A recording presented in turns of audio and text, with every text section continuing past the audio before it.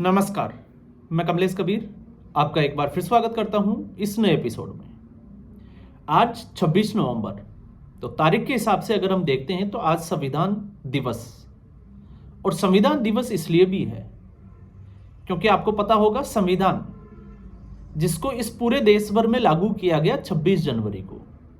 लेकिन संविधान निर्माताओं ने जब संविधान बनाया तो इसके लिए जो समय लगा वो था 2 साल 11 महीने और 18 दिन। और 26 नवंबर 1949 को अगर आप देखोगे तो ये बनकर तैयार हो गया था। तो 26 जनवरी को क्यों लागू किया गया? सबसे पहले अगर हम इसका इतिहास में इसका जो है वो जवाब ढूंढते हैं तो जवाब ये मिलता है क्योंकि पहली बार भारत ने अपना स्वाधीनता दिवस स्वराज पार्टी, आपको पता ही होगा, उसके नेतृत्व में 26 जनवरी 1930 में मना लिया था। तो उस दिन को याद रखने के लिए, या हम कहें कि उस तिथि को 26 जनवरी की तारीख को याद रखने के लिए संविधान 26 नवंबर को बनकर तैयार होने के बावजूद 26 जनवरी को लागू किया गया। अब दूसरा सवाल, क्योंकि विषय जो है वो भोपाल से जुड़ा हुआ है और सबसे बड़ी बात कि संविधान से जुड़ा हुआ है, तो संविधान को लेकर ऐसे में जिसको हम कहें कि बहस हो सकती है। और बहस इसलिए हो सकती है क्योंकि डॉक्टर भीमराव अंबेडकर को संविधान का निर्माता माना जाता है। वो उस कमेटी के चेयरमैन थे, चेयरपर्सन थे। लेकिन इसके अलावा अगर हम इतिहास के पन्नों को पलटकर देखते हैं तो 7 ऐसे लोग शामिल थे जिनको क्रेडिट, आज तक जो क्रेडिट मिलना चाहिए था वो क्रेडिट नहीं दिया गया।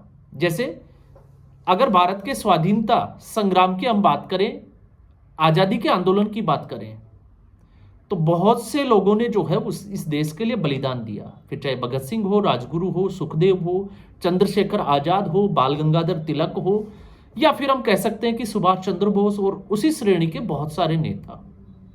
लेकिन बड़ी ही चालाकी के साथ सिर्फ 2 ही लोगों को, चाहे महात्मा गांधी हो या पर पंडित जवाहरलाल नेहरू, सारा जो क्रेडिट है वो इनको ही दिया जाता है। ठीक इसी तरीके से संविधान का पूरा क्रेडिट जो है वो भीमराव अंबेडकर को दिया जाता है। क्यों दिया जाता है? क्योंकि एक बड़ा वर्ग, और बड़ा वर्ग जो आजकल जिसको हम कहें कि बौद्ध धर्म को अपनाए हुए हैं, अपने आप को बोधी समझते हैं, उनकी मैं बात कर रहा हूं। उन्होंने भीमराव अंबेडकर को भगवान मान लिया। और क्यों माना भगवान? सिर्फ और सिर्फ उसके पीछे का कारण एक ही था, और वो कारण है आरक्षण। आप आरक्षण को अगर हटा दें संविधान से तो यही लोग बाबा भीमराव अंबेडकर की मूर्तियां जो है वो तोड़ते हुए नजर आएंगे। और इस सच्चाई को जो है वो, जिसको हम कहें कि कोई झुठला भी नहीं सकता। क्यों नहीं झुठला सकता?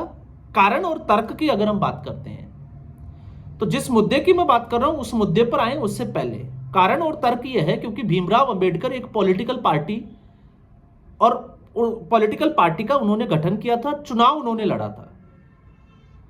तो पॉलिटिकल अगर कोई राजनेता है और राजनेता इस तरीके का कोई स्टंट या कोई किसी भी तरीके का कुछ करता है तो आपको पता है कि उसका सीधा वो पॉलिटिकली फायदा लेना चाहता है। तो आप सोचकर देखिए कि 1935 में जिस व्यक्ति ने हिंदू धर्म को छोड़ दिया, जिस धर्म में वो पैदा हुआ उस धर्म को छोड़ दिया, तो 1956 तक इतना समय जो है वो क्यों लगा बौद्ध धर्म को अपनाने के लिए? और दूसरा सवाल यह है, क्योंकि हमने CGI BR गवई के जो कॉन्टेक्स्ट था उसमें भी हमने बात की थी कि आज ये लोग जो है वो सार्वजनिक मंच से सार्वजनिक तौर पर जो है वो देवी देवताओं को गालियां देते हुए नजर आते हैं। देवी देवताओं का अपमान करने से ये चूकते नहीं है। तो अगर इनसे कोई ये सवाल पूछता है कि जो ओरिजिनल जो संविधान हाथ से लिखा गया, आखिर उसमें भगवान राम, सीता और लक्ष्मण, या हम कहें कि कृष्ण जो गीता का उपदेश देते हैं, इससे आगे अगर हम बढ़ते हैं तो हनुमान जी, तो इनके जो चित्र है वो क्यों अंकित किए गए? जबकि भीमराव अंबेडकर वो तो 1935 में इस धर्म को छोड़ चुके थे।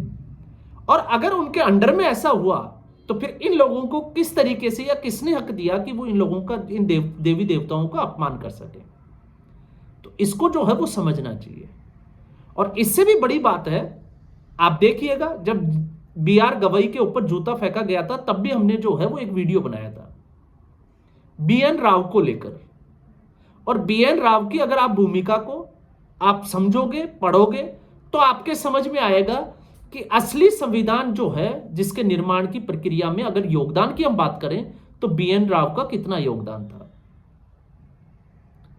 अब आजकल जो है वो नीले कबूतर तो आपने देखा कि किस तरीके से, और आज अगर आप देखिए जिस घटना से मैं इसको जोड़कर आपके इस मुद्दे पर बात कर रहा हूं, यह घटना है भोपाल की। अंबेडकर मैदान में जो एक कार्यक्रम हुआ संविधान दिवस को लेकर, उसमें एक IAS पहुंचे सज्जन संतोष वर्मा, और संतोष वर्मा ने जो है वो आरक्षण की बात की, और आरक्षण की बात करते हुए उन्होंने जो शब्दावली इस्तेमाल की कि आरक्षण जो है वो तब तक रहना चाहिए जब तक कि कोई ब्राह्मण जो है वो अपनी बेटी की शादी उनके बेटे से नहीं कर दे या फिर उनके साथ संबंध नहीं बना ले। अब आप सोचकर देखिए, क्योंकि आरक्षण से नौकरी तो मिल सकती है, लेकिन सवाल यह उठता है कि आप बुद्धि और विवेक कहां से लेकर आओगे। और जब तक बुद्धि और विवेक, और इन सज्जन का आप ट्रैक रिकॉर्ड भी देखिए, ट्रैक रिकॉर्ड यह है कि अगर आप इसको समझने की कोशिश करोगे कि आरक्षण से क्या नुकसान होता है, तो आपको समझ में आएगा कि यही सज्जन स्पेशल कोर्ट के जो एक आदेश था उसमें हेराफेरी और इसके अलावा करप्शन के चार्जेस में पहले ही जेल जा चुका है। तो इससे आप अंदाजा लगा सकते हैं जो मैंने बात की थी। और यह हुआ क्यों? क्योंकि आरक्षण जो है वो इसलिए दिया गया था, जो पिछड़ी हुई जातियां थी, आदिवासी हो सकती है या जनजातीय, उनको मुख्य धारा में लाने के लिए, उनके आर्थिक विकास को लेकर। लेकिन फिर सवाल यह उठता है कि ऐसे पदों पर क्यों जहां पर आरक्षण की जरूरत ही नहीं हो, जैसे मैं स्पेशली जो है वो बात करता हूं मेडिकल और दूसरा एजुकेशन। और क्यों जरूरी है? इसलिए जरूरी है क्योंकि 80% वाला जनरल का और OBC। तो जनरल में एक स्टूडेंट जिसके 80% है, ना वो डॉक्टर बन पाता है, ना वो जो है वो बड़ा ऑफिसर बन पाता है। लेकिन उसके पैरेलल आरक्षण में एक ऐसी सुविधा दी गई कि 40 से 45% वाला जो है वो अफसर भी बन सकता है और डॉक्टर भी बन जाता है। तो आपकी नजर में अच्छा स्टूडेंट कौन है, 80% या फिर 40%? और फिर जब हम इसकी तुलना करते हैं तो तुलना यह करते हैं कि जब भी फिर जो है वो इलाज की बारी आती है तो फिर आपने सुना होगा डॉक्टर गुप्ता को दिखाना है, डॉक्टर शर्मा को दिखाना है, दूसरों का नाम जो है वो कम लिया जाता है। और फिर खबरें ये भी आती है कि किसी डॉक्टर ने जो है वो नैपकिन पेट में छोड़ दी, किसी ने कैंची छोड़ दी, और तमाम तरह की घटनाएं भी आती है। किसी ने दाएं हाथ के बजाय जो है वो बाएं हाथ का ऑपरेशन कर दिया। और जब हम अधिकारियों की बात करते हैं तो फिर ऐसे केस भी आते हैं जिनको यह तक नहीं पता होता कि किस केस में, किस अपराध में जो है वो किस श्रेणी की धारा लगानी होती है। तो मर्जी से जो है वो जो भी कर देते हैं वो ही चलता रहता है। तो सवाल ये उठता है कि आखिर ये क्यों? और फिर जब आरक्षण की बात आती है तो आरक्षण जिसके आज की स्थिति में जिस सवर्ण समाज को ये गालियां देते हैं, आप सोच कर देखिए, जो एक ब्राह्मणवाद की जो थ्योरी गढ़ी गई है, हालांकि मैं इसमें ब्राह्मण नहीं हूं लेकिन फिर भी एक थ्योरी गढ़ी गई है। आज देखिए कि कितने जो स्वर्ण समाज के लोग हैं जो गरीबी रेखा से नीचे हैं, और जिनको आरक्षण मिला हुआ है, एक परिवार में 4 से 5 सदस्य जो है वो ऑफिसर्स बने हुए हैं। आप एक मैं ताजा उदाहरण लेता हूं। IPS पूरण सिंह ने आत्महत्या की, और IPS पूरण सिंह ने आत्महत्या क्यों की इस पूरे देश को पता चल गया, क्योंकि उसको गिरफ्तारी का डर था, उसको अपनी इमेज खराब होने का डर था, क्योंकि उनके ड्राइवर को पहले ही अरेस्ट कर लिया गया था हाईवे के ऊपर गाड़ी रुकवा कर, और जांच की आंच उस तक पहुंचे उससे पहले उसने आत्महत्या कर ली। अब आप उसकी थोड़ा सा जो है वो फैमिली ट्री की स्टडी करके देखिए। जब हम फैमिली ट्री की स्टडी करते हैं तो उनकी वाइफ IAS अधिकारी है, उनके फूफा आई थिंक जो है वो पंजाब में जो है वो बड़े अधिकारी है पुलिस डिपार्टमेंट में। तो आप अंदाजा लगाइए कि इनके आसपास के सारे अधिकारी जो है वो सिर्फ और सिर्फ आरक्षण के फायदे की वजह से, फिर इनके तार जो है वो करप्शन से कैसे जुड़ जाते हैं? तो इसलिए मैंने कहा था कि आप जो है वो आरक्षण से बड़े पद पर जा सकते हो, लेकिन इससे जो है वो बुद्धि कैसे आएगी, विवेक कैसे आएगा? क्योंकि वो तो इससे आएगा नहीं। और यही एक वजह है कि आज जो है वो दबी हुई आवाज में ही सही, लेकिन आरक्षण के खिलाफ एक आवाज जरूर उठती है कि एक ऐसा परिवार जिसका आर्थिक उत्थान के लिए अगर उस परिवार में एक व्यक्ति को सरकारी नौकरी मिल गई, अच्छे पद पर वो चला गया, तो उस परिवार का आरक्षण खत्म क्यों नहीं होना चाहिए और उसका लाभ दूसरे परिवार को क्यों नहीं होना चाहिए? तो राजनीतिक पार्टियां वो अपनी राजनीतिक रोटियां सेकती है, लेकिन फिर ऐसे अधिकारी, और ये जिसको हम कहते हैं कि नीले कबूतर, ये इसलिए जो है वो दूसरे लोगों को गालियां देते हुए नजर आते हैं क्योंकि इनको लगता है कि आरक्षण से उनको एक ऐसी संजीवनी, एक जड़ी बूटी मिली हुई है कि वो उसको छोड़ नहीं सकते।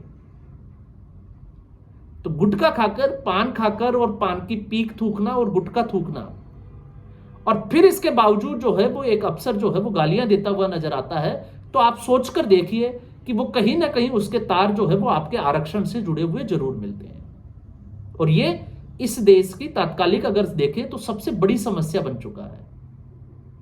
तो इसलिए संविधान दिवस में जब हम संविधान की बात करते हैं तो संविधान में सिर्फ अकेले जो है वो इसका क्रेडिट अंबेडकर को नहीं जाना चाहिए, इसका क्रेडिट उन सभी सदस्यों को जाना चाहिए जिन्होंने अपना अपना जो है वो योगदान दिया, फिर चाहे वो BN राव ही क्यों ना हो। लेकिन एक ही व्यक्ति को जो है वो क्रेडिट दिया जाता है, और ये सिर्फ और सिर्फ जो है वो 1947 के बाद में हमें वही चीजें पढ़ाई गई जिससे कि पॉलिटिकल पार्टियों को उसका फायदा हो सके। तो आपको और हमें जरूरत है उसको पढ़ने की, उसको समझने की। और यही जो है वो आरक्षण, उस अंबेडकरवाद की जो सोच है, उसका नतीजा है कि एक IAS लेवल का अधिकारी जो है वो इस तरीके की शब्दावली का इस्तेमाल करता है, और एक चीफ जस्टिस ऑफ इंडिया जो है वो पर्सनल टिप्पणी करता है, और पर्सनल टिप्पणी करने का अधिकार जो है वो किसी भी जज को, चाहे वो किसी भी कोर्ट का हो, लोअर कोर्ट हो या चाहे सुप्रीम कोर्ट हो, उसको उसका अधिकार नहीं है। कानून के दायरे में रहकर उसका अधिकार सिर्फ यह है कि वो फैसला दे सकता है, किसी को लेकर राय नहीं दे सकता, अपनी राय नहीं रख सकता, और दूसरा किसी के ऊपर टिप्पणी नहीं कर सकता। और जब टिप्पणी करता है तो फिर ऐसे लोगों के लिए या ऐसी घटनाओं के लिए भी तैयार रहना चाहिए जो घटना हमने पिछले कुछ दिनों में, हम कहें कि इतिहास में पहली बार जो है वो देखने को मिली। तो आज के एपिसोड में बस इतना ही। उम्मीद करूंगा वीडियो एपिसोड आपको पसंद आया होगा। वीडियो को लाइक करें, शेयर करें, चैनल जरूर सब्सक्राइब करें। धन्यवाद।